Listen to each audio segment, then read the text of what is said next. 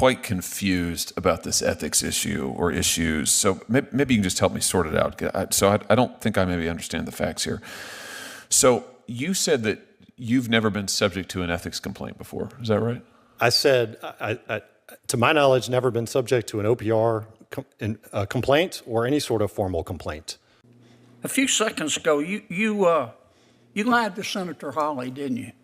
I'm under oath, Senator. I did not lie. You said you have no knowledge of any complaint, professional complaint made against you, didn't you? I said I have no knowledge of any sort of formal complaint, and he read from a letter that I don't believe I ever saw. And you were shocked.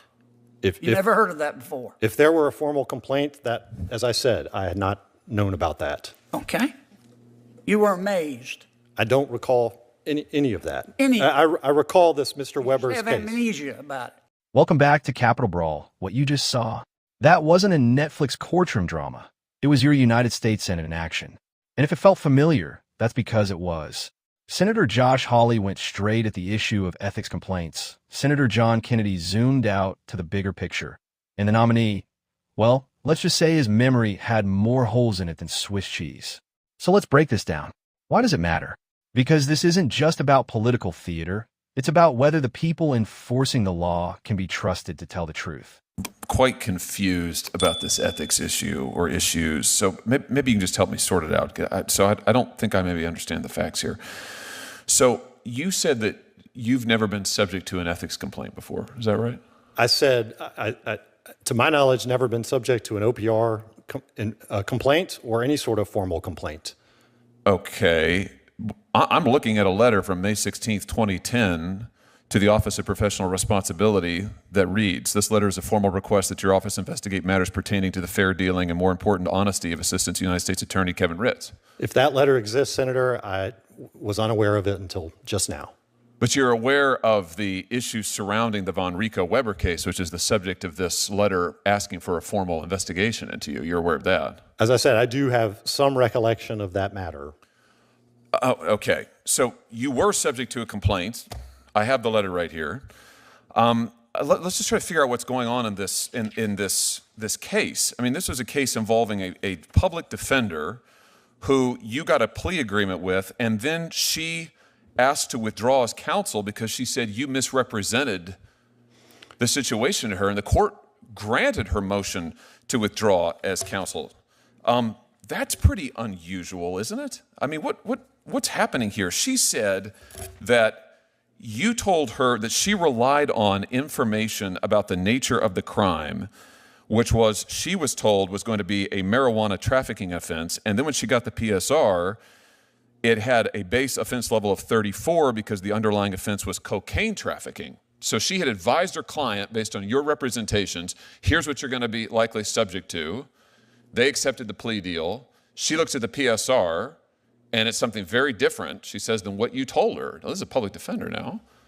And so on that basis, she had to withdraw as counsel, and the court granted her request. That's very unusual. Ritz, you are a political activist, aren't you? I would not consider myself that at all, Senator. Okay. When you were sworn in as U.S. Attorney, you gave a speech, didn't you? I did. Okay. Here's what you said. I want to quote from your speech. But you should know that justice for me is about more than putting people in prison. For me, it's also about who votes and how hard it is to cast that vote. It's about where pipelines go. It's about where bus routes go. Justice is about whether people in all zip codes can get a loan, whether women have access to health care, whether citizens have affordable housing or clean drinking water. Sometimes those are Department of Justice issues. Sometimes they are not. But for me, they're all justice issues. Did I read that accurately? I believe so, Senator. Okay. Did you really remove the Tennessee state flag from your conference room? Senator, I appreciate you asking about this again. As the chief federal law enforcement. Welcome. Did you do it?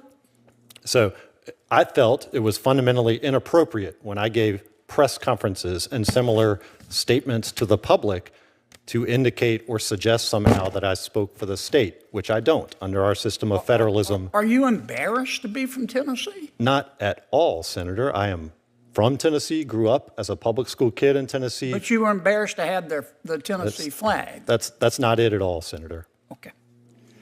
You have a history of lying to your professional colleagues, don't you? That's not true, Senator. Okay. Do you know a former public defender named Stephen Shankman? I knew him to a degree. I'm not sure we ever had any cases together. I knew who he was, yes. Well, in a private email, not meant for public consumption, to another one of your professional colleagues, this is what Mr. Shankman said, talking about your lying. He said, "It is unfortunate that this is not the first, second, third, or whatever occasion that this sort of thing has occurred. But everyone should be aware of this unfortunate pattern of behavior. You should be aware," he said to the other lawyer, before the other lawyer dealt with you. "Your client should be aware, and you should proceed with extreme caution." Was Mr. Shankman lying? To the degree he suggested that I acted unethically, that was not accurate, and it wasn't in any occasion, much less on numerous occasions. Okay, let's talk about this case, United States v. Von Rico Weber, which you claim to not remember. But before I do that, a few seconds ago, you lied to Senator Hawley, didn't you? I'm under oath, Senator. I did not lie. You said you have no knowledge of any complaint, professional complaint made against you, didn't you? I said I have no knowledge of any sort of formal complaint, and he read from a letter that I don't believe I ever saw. And you were shocked. You never heard of that before. If there were a formal complaint, that, as I said, I had not known about that. Okay. You were amazed. I don't recall any of that. I recall this Mr. Weber's have case. amnesia about it. Again, I am unaware of any formal complaint or investigation. Certainly was not. You believe in the Tooth Fairy? Senator, I don't. You believe in the Easter Bunny?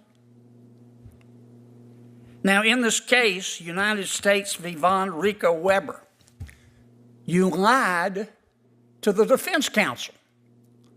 And the defense counsel then had to go before the court and withdraw a plea for his counsel. And a complaint was filed, about which you apparently have amnesia. And the Justice Department replaced you. And the lawyer from the Justice Department who replaced you, this is what the lawyer said. The new attorney said about you. Said these allegations against Mr. Ritz are, quote, serious. And it is taken so seriously, referring to the Department of Justice, by our office. That is one of the reasons I'm here, and Mr. Ritz will be more than likely be taken off this case because of those allegations. First up, Senator Hawley. He asked the nominee, Ritz, a simple question. Have you ever faced an ethics complaint? Ritz says no. In a story, right? Except it wasn't. Hawley pulls out a 2010 letter requesting an investigation into Ritz's honesty during a criminal case. U.S. v. Von Rico Weber. Here's what went down. Ritz negotiated a plea deal, but the defense attorney later withdrew. Why? Because Ritz had allegedly misled her. Told her it was marijuana trafficking, when in reality, it was cocaine trafficking. Folks, that's not a typo. That's the difference between probation and decades behind bars. Even Ritz's own supervisor admitted in open court that the allegations were serious enough to pull him off the case. Yet here he is, in front of the Senate, pretending none of it ever happened. Selective memory much? Then Senator Kennedy steps in. He doesn't just poke at Ritz's I don't recall routine. He calls out the worldview behind it. Ritz once gave a speech saying justice isn't just about enforcing the law, but also about things like pipelines, bus routes, housing, loans, and healthcare. Kennedy cuts through the fluff. That's political activism dressed up as law enforcement. And he didn't stop there. Kennedy quoted a respected public defender who literally warned colleagues that Ritz had a pattern of dishonesty and should be treated with extreme caution. That's not one disgruntled attorney. That's a reputation. Kennedy wrapped it up with his signature sarcasm, comparing belief in Ritz's version of events to believing in the Tooth Fairy, the Easter Bunny, and Elvis running a bait shop on Lake Erie. Funny? Yeah, but also deadly serious. Now let's zoom out. This isn't just about one nominee fumbling answers. It's about what standard we hold for people given the power to prosecute, judge, and enforce the law. Because ordinary Americans don't get to play the amnesia card. If you're in court and you don't recall something you're required to disclose, that excuse won't fly. But in Washington, suddenly it's treated as a legitimate defense strategy.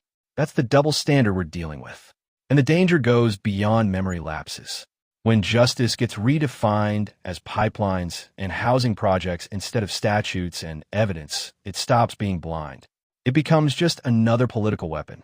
That's not justice. That's partisanship in a black robe. What we saw in that hearing should be a giant warning sign.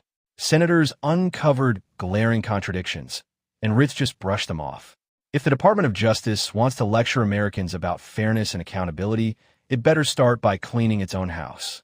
Because if the DOJ itself can't be trusted, why should ordinary citizens have faith in its prosecutions, its judgments, or its power?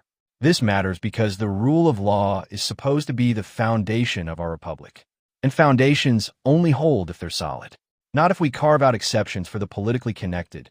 Not if memory gaps suddenly become get-out-of-jail-free cards. As always, thanks for watching. If you found this video interesting, hit that like button, subscribe for more content like this, and we'll see you next time.